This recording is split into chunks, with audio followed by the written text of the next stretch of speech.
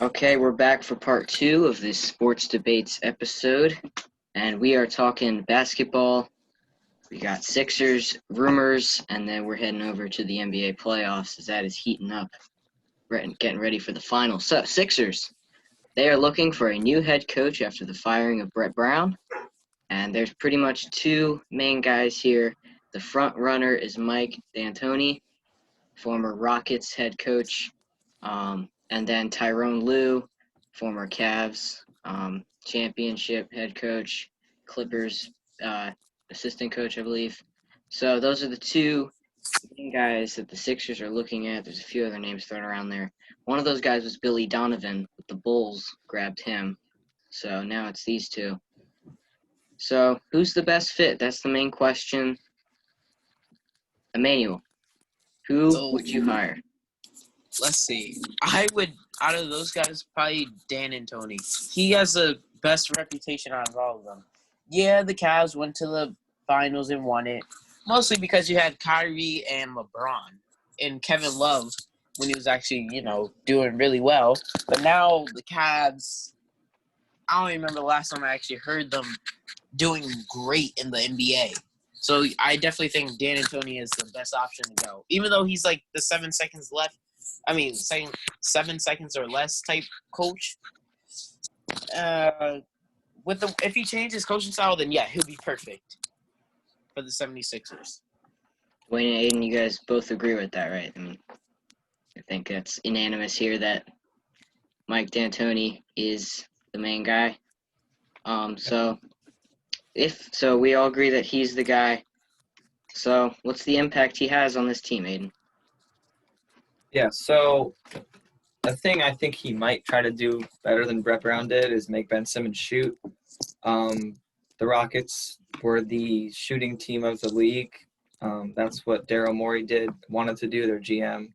And so that he has a particular system. He doesn't like to have too many bigs. So I think if he is the coach, I think that Horford might get traded. I think Embiid could get traded. Maybe not both of them, but I think that he might want some adaptations into the team for his system. And I think because of how much shooting the Rockets did, I think he's going to at least push Ben Simmons to shoot, which I guess we all want that to happen, right? So I think it's going to be good. I'm excited to see what happens. Yeah, Dwayne, what can he bring over here from the Rockets, being that head coach? What kind of atmosphere can he bring over to the Sixers? Like Emmanuel said, he's a 7 seconds or less. And I wouldn't say we need that quick pep, but he'll bring over shooting also. And I feel like that's the one thing he's going to, especially with the Sixers, he's going to focus on. Because he came from a team which were all shooters to a team now that has some solid shooters, but needs to bring out the actual shooting ability in some of their star players. I feel like, as Aiden said, Al Horford's definitely gonna be a big trade. I could see Joel Embiid being a big trade, but I see more Al Horford because of his age. He's definitely a veteran, so that definitely boosted up his trade value. But the definite ability to have Mike D'Antoni there, and then know that he's going to have everybody around him with the coaching staff to focus on their shooting. So that's what I think he might do. Let me say something right quick. If Dan and Tony gets rid of the big man, it's going to be like what we saw in the playoffs with Damian Lillard against the Lakers. They lost. It was because they were just too small. As soon as the Lakers switched up how they were playing, they got steamrolled right after. Trust me, Sixers fans, we all know how Sixers fans are. They're like Eagles fans. They will absolutely chew you up and spit you out if you mess up. Even one game, we will chew you out and spit you out. Trust me. Sixers If- fans are like Eagles fans because they are Eagles fans. Oh, Alright, yeah. Hold on. Trust I'm gonna me. say something real quick. Just something real quick, Yeah, so me we can too, in a move minute. on. The Yeah, reason the Blazers lost that series, they had what? Yusuf Nurkic? Dude had Yeah. 20 rebounds. Well, yeah, but did you see how as soon as the Lakers started to switch, I'm pretty sure they went to a small ball like Dan and Tony, but better, way better. They immediately started to just go through the Trailblazers. Even though I'll admit Damian Lillard was hurt. CJ McCollum wasn't. I think he also was hurt too. Carmelo Anthony didn't show up. But I'm telling you, small ball is not the way to go. Because No. you saw OKC and the Rockets, right? Rockets, they don't have that many big players. If it was Rockets and Denver's just going to absolutely steamroll the Rockets because they're just too small. And then Russ, I'm going to admit, I'm a big Russell Westbrook fan, but he can't shoot. People are expecting way too much from him. It's like the Ben Simmons treatment. He can be at the three-point line. He will be stepping back like 50 feet, staying in their couch or in their bed watching TV, and he still misses a three-pointer. All right. So the reason why the Blazers lost was because A, their best player got hurt. B, no one can guard Davis. And C, no one can guard Braun. They had Mario Hazonia and like a bunch of young guys guarding LeBron, okay? They were the 8th seed. They had just played like 20 games in like a couple weeks. They were like, there's no way that you can compare them to the Blazers. Like, Thank you. I don't like Embiid as much because I think he's lazy. I think he doesn't try. He does not get in shape when he needs to. We saw in the Celtics series that he was getting tired at the end of games. He was a really bad defender last year, in my opinion, for what he could do. I think he was just lazy. I think Ben Simmons, at least you know what you can do with him. You can surround him with shooters. I think you can do a Lamar Jackson type thing where you build a team around Ben Simmons. So that's just my opinion. I'm sorry.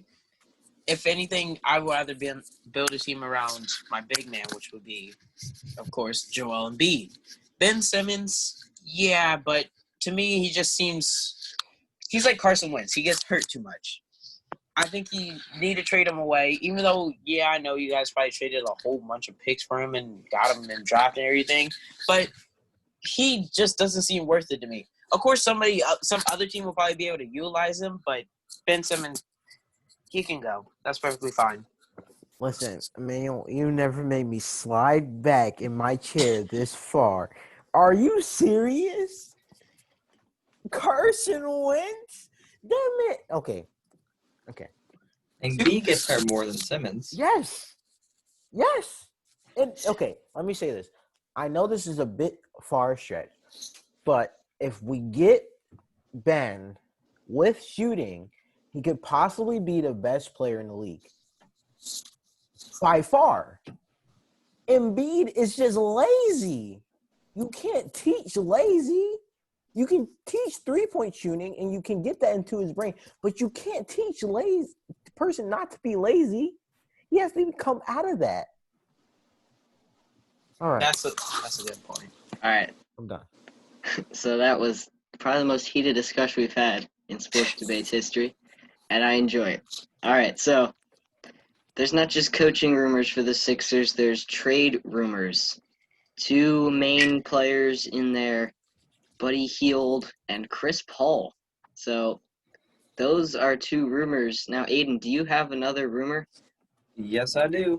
I am looking up articles for evidence. We got Yahoo. We got NBC Sports Philadelphia. We got NBA Analysis Network. James Harden is rumored I've heard that. to be traded to the Sixers or to sign there in the near future, possibly for Embiid or anything else. Creativity, I guess. This would be fun, I guess, because you get to see Harden in Philadelphia, and I just don't know how that would go. But you'd also get to see Joel Embiid angry at Philadelphia and maybe like try and Houston. But that I've heard a lot of buzz from. I listen to a couple podcasts about what that could look like. Since D'Antoni might be the coach, at least you have connection with James Harden, and I think it could be an interesting pairing with Ben Simmons. So, yeah. Yeah, like you said, if D'Antoni comes over here, he's a guy that can run an offense, 3-point shooting. So, you bring in James Harden, who is an all-around player, including three-pointers. Add him to a squad like this. That's a game changer. Even if you give up Simmons or Embiid, still a solid, just as good, if not better team. So, now we have 3 players here: James Harden, Buddy Hield, Chris Paul. 3 players surrounding Sixers trade rumors. So, who would you trade for, and what would you give up? Who's obviously they would all be good trades, but who's the main guy you trade for, and who would you trade, Dwayne? This is gonna sound weird, but if you really think about it, actually might work out. If you give Al Horford and maybe a future pick, you can get Chris Paul. Because even though I feel like OKC is gonna hold on to him very tight though, especially since he's a veteran, he's very good. That's a one I would prefer. The one that I think will work the most is Buddy Hield. The reason why I prefer Chris Paul is because now you have, of course, you still have the lack of shooters, but now you keep your 2 big players.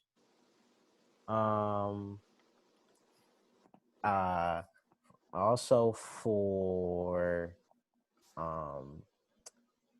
the Sixers now, they have what was it? They have Chris Paul at point guard. And it just, for me, that seems much better because I know Ben is a great playmaker, but then you have an extra one now. And it's not like Chris Paul can't shoot because his mid-range is pretty good. Not pretty good. It's good. And his three-point could be better. Then you have Mike D'Antoni, who's working on the shooting. See, if you put it into full effect, the whole team gets better at shooting. And now you have 2 playmakers, a very great center, and now you have better shooters. All right, Aiden, who you got? So I like what Dwayne said. I think Chris Paul and Ben Simmons and Joel Embiid, you could definitely you wouldn't have to give up Ben or Joel to get him. And Chris Paul did play for D'Antoni, so again, you have connections. But I think you can give up Horford, maybe Richardson, and their pick this year that was OKC's to get either Chris Paul or Buddy Hield. Buddy Hield is on a better contract, and I think Chris Paul, he's 35. He's on a higher contract at least, so there's more risks in that. But I think Buddy Hield, I think that's the move I would do. I think Horford was on the Kings' radar to sign before the Sixers did, so at least they're kind of open to him, so they wouldn't be opposed to at least a veteran. And Buddy Hield wants to get out of Sacramento, so I think they recognize that, and they might do a Darius Slay type thing where you're not giving up too much, but you're getting a player that really didn't want to be in that city. So the most logical would be to get Hield, but if you wanted to shake it up even more, you could get Chris Paul. You could try to do the James Harden trade, whatever. So yeah. Manuel? Well, Dwayne, I'm just going to say thank you for being logical when it came to the Chris Paul trade. First of all, not going to happen. Chris Paul, OKC already has 3 first-round picks and a couple second-round picks for later in the year. And the Sixers have a first-round 21st pick, which can be useful if they play their cards right. Chris Paul, yeah, he's not going to go anywhere, especially if they get Dan D'Antoni, because Chris Paul dislikes Dan D'Antoni greatly since he said he was going to trade Chris Paul. James Harden, on the other hand, I don't know. I don't think he's going to go there. Even if they pick a good coach, because, mind you, Golden State just fired their assistant coach, so now he's up for grabs. But, yeah, James Harden's not going to go anywhere. The logical trade would be Buddy Hield. I mean, if anything, I would at least give him,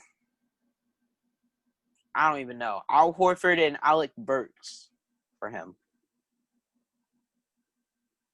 That's what I would give at least. Well, can I just step in for 1 second? I like both of your ideas. They're actually very good, especially since you brought up Josh Richardson. But then someone else came to my attention, and that's Tobias Harris.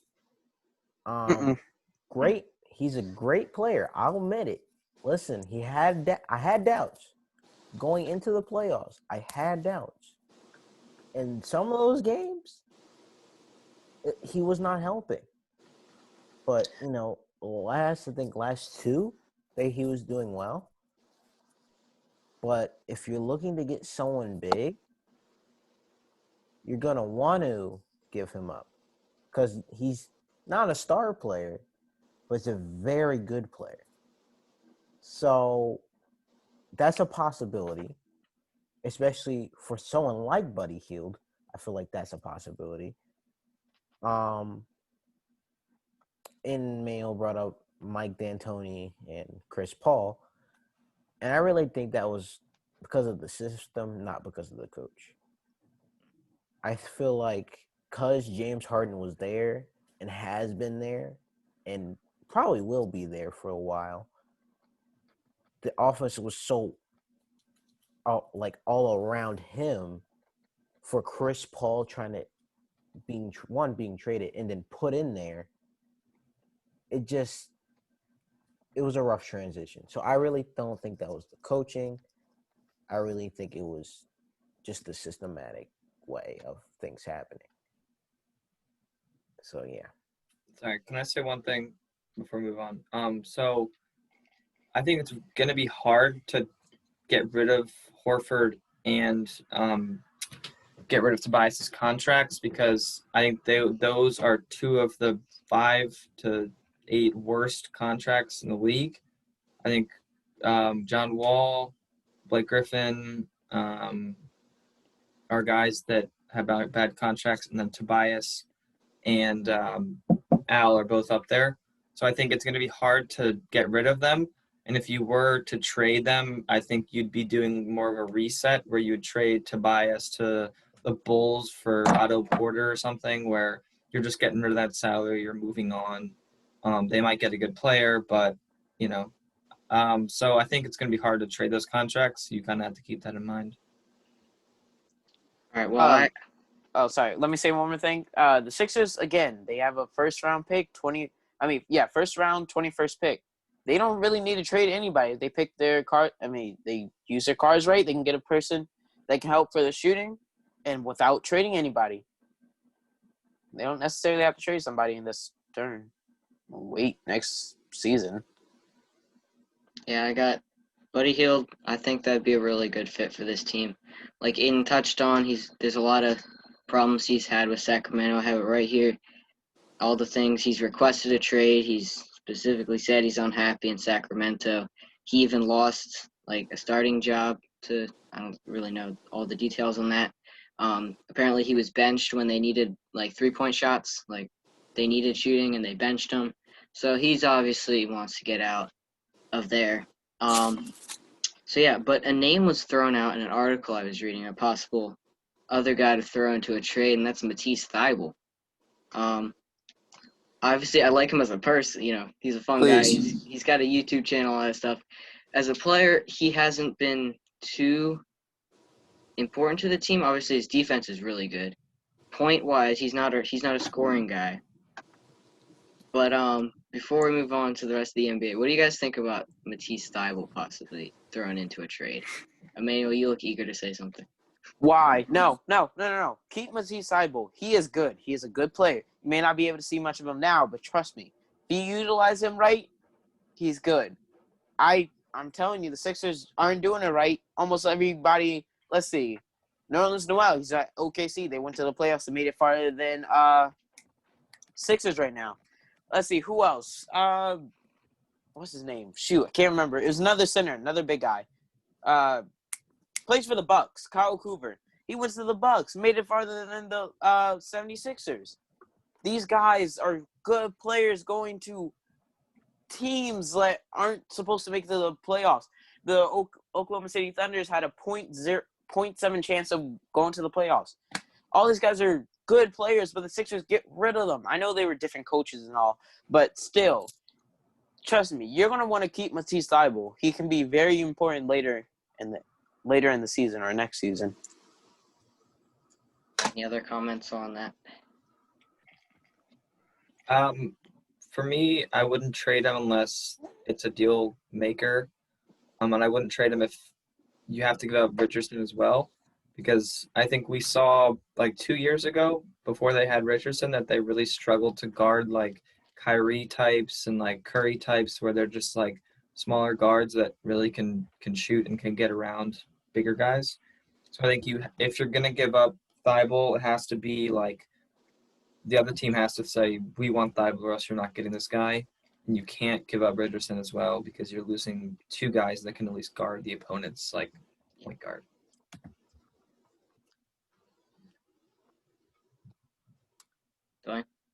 I have to agree with Ryan. I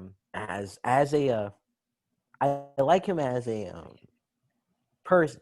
Yeah. And I feel like if the Sixers get Mike D'Antoni and they work on their shooting, he's going to be a 3-and-D player who's just for the Sixers would be perfect. Aiden brought guarding point guards, and he just made me remember I was up late one night watching a Sixers Golden State game, and I realized that they really couldn't guard Steph. It was difficult to guard. He was shifty. I mean, you had players that possibly could guard him, but not enough to the point where he's going around screens. It was so much going on for them that they couldn't really guard him. So I feel like if they keep Thybulle, he works on his shooting, gets a little bit better at defense, he's going to be able to guard those players and then players bigger than him at some point. So. All right, so enough about that. Let's head on to the NBA playoffs. Lakers and the Nuggets have been going toe-to-toe. Lakers a 3-1 lead as of now. AD had a big game-winning shot in Game 2. Seems like the Nuggets are just about hopeless, I guess you could say. Is there any chance for the Nuggets? Aiden? They've done it before. They beat the Clippers from a 3-1 deficit. They beat the Jazz from a 3-1 deficit. They've done it before. I don't see why they can't do it again. But they won't. I mean, of course they did it before, but it's just going to be tough to do it again, really. The Lakers aren't the Jazz, and they're not the shambles Clippers. So I don't think the Lakers will go down that easily. But I think they could win. They could win tonight's game, but I think the Lakers will eventually take care of business. And the Nuggets have had a good run. Manuel? Yeah. So, Lakers are going to lose eventually. Sorry. I know even I put the Lakers in the finals, but 2 games so far were close. Anthony Davis came up with the clutch 2-pointer that they needed, won the game, both close games. I think Game 7 is going to Jamal Murray or Jokic or even Michael Porter Jr. is going to be able to pull it off in Game 7. And it's going to be Denver versus Miami in the finals. I know those are some bold claims, but I know bold. Neil, I love your hope. Your hope in the team so strong. He had the It's Blazers so- going to the finals, so yeah. Yeah, you had. We're going to bring that up every single time you say that now. Because what happens here right now is that you're going to have the Lakers with AD, LeBron. Like, the fact that you thought that the Denver Nuggets, listen, I respect Denver for making it this far. It's great. Honestly, they're a sleeper team. No one expected them to get this far. And they got here. And that's nice. But they're getting sent back home. Hmm. It's just, it was a nice run. But you're facing the Lakers now. 3-1 leads. It is, like Aiden said, it's not like they're the Clippers. They're not the Clippers. Who's going to choke like Paul George that is clutch? LeBron? AD? No. And then they're just, and I understand other teams got clutch players. Denver's got clutch players. Very clutch. But not against the Lakers. Yeah, I think the guy for me that needs to step up is Paul Millsap. I just was looking at his stat lines in the Western Conference Finals. 5 points, 6 points, 6 points, 5 points. Where he had a 17-point game over in the previous round, 13 points, just getting in those double-digit points. He has been getting some rebounds, 8 rebounds. He's been out-rebounding his points.